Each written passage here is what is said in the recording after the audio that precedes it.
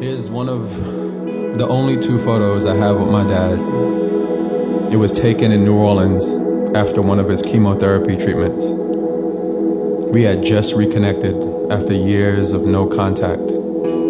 We had a pleasant visit, and he spoke a lot about the beauty of impermanence and the joy of expecting his first grandchild. He spoke so clearly and directly to his cancer, so matter-of-factly, and said, "This is how life goes, son, and to simply live your best life until the end." He said,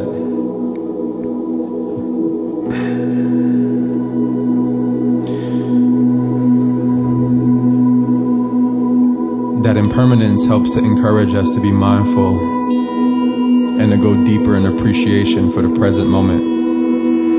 It helps us to understand that nothing lasts forever. It helps us to be better equipped to handle change and uncertainty when they acknowledge the transient nature of life. That change often necessitates growth.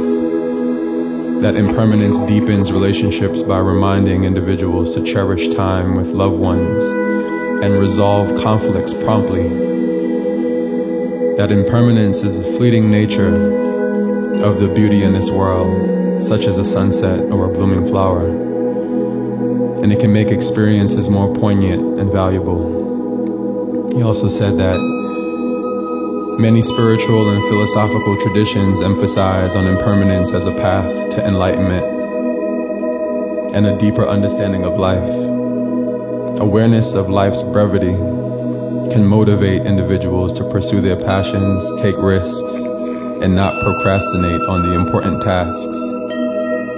Then I wondered silently for years how much of his wisdom applied to his relationship with me, his son. He was proud in this moment because he knew that his first granddaughter was on the way.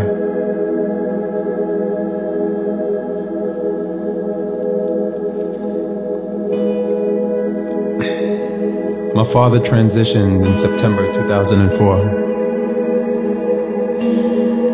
And my first child, Deasia Divine, was born in November, just weeks after my dad had passed.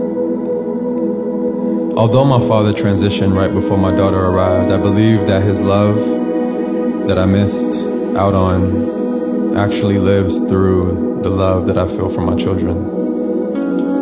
I wonder if he ever felt for me the love I feel for my kids.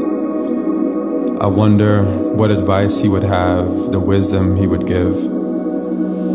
I wonder if he felt so much pain when my mother took me away from him.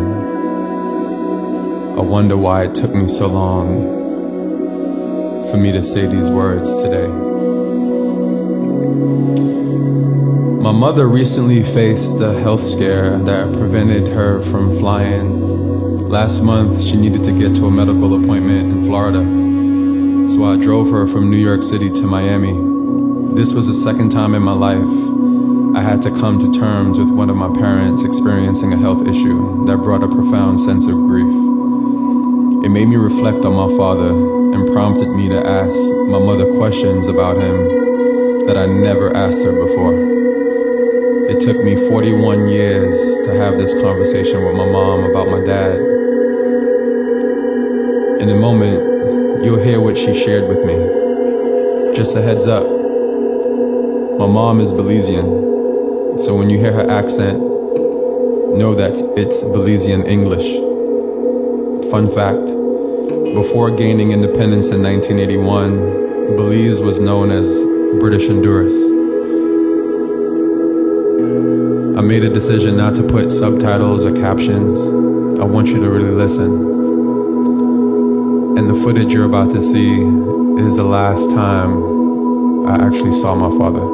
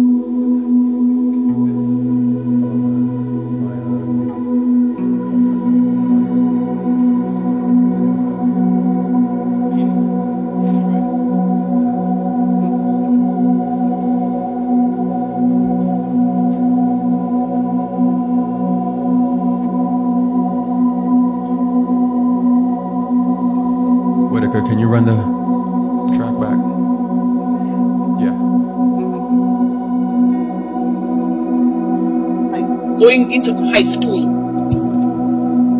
He said, you know, I've been checking you out for the longest time.